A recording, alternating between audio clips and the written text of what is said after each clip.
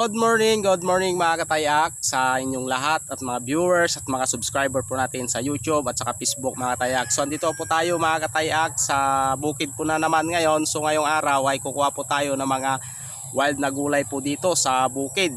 Mga tumutubo lang po dito sa kabugitan na to. Ito po yung mga inuulam po namin dito sa probinsya. Tara't samahan niyo po ako.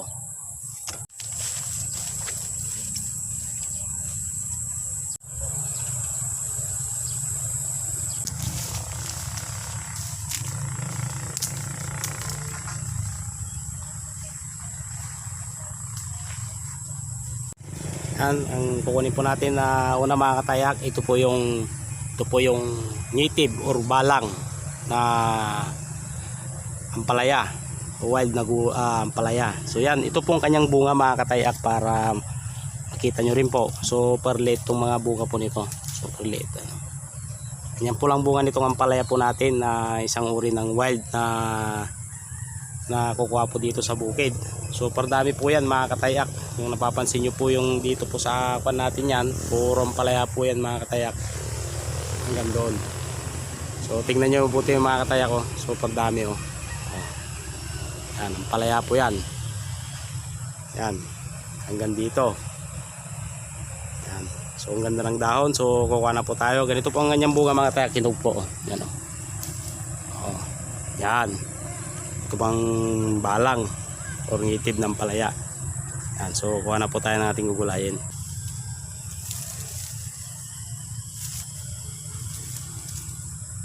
Yan mga tayak, super ganda tong dahon nito. So maganda sa ating kalusugan.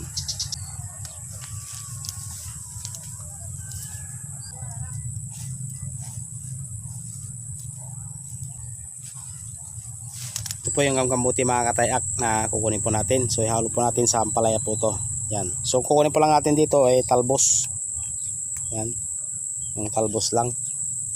Yung maliliit lang po na talbos niya. Wild na kamuti mga katayak or native na kamuti. Yan.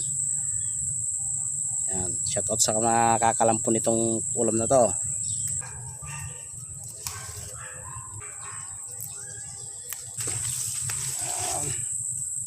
Tama itong gulay po natin. So malapit natin makumpleto na mga katayak.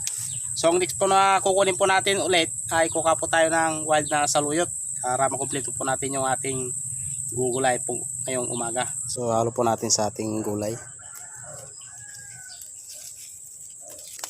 Ito pang style po ng saluyot na balang mga katayak or wild na saluyot. Yan.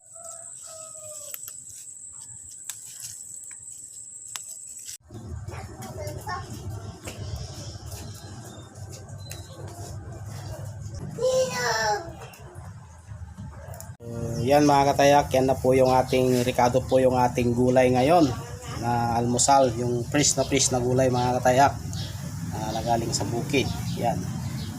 So magluluto na po tayo. Ito po yung hipon na binilad. So ihalo po natin yan sa may pag-uong. So yan po. So umpisa natin magluto.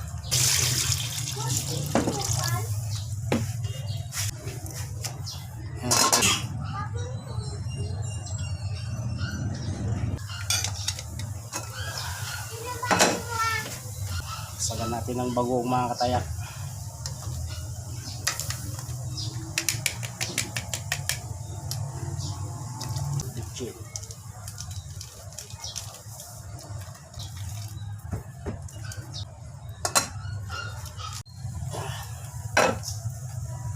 Lagyan natin yung hipon.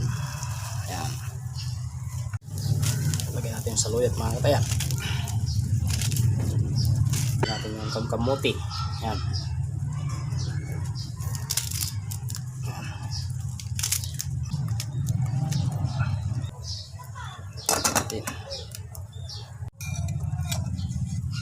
Mix natin lalagay yung ampalaya.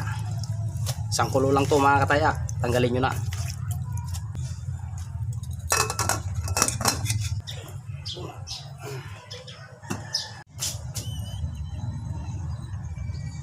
Ayan na tayo mga katayak. Ito na po yung ating ulam na gulay.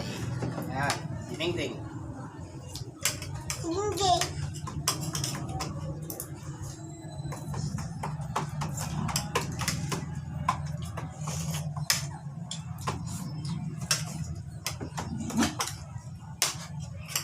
Simpleng ulam ng probinsya. Ano tayo?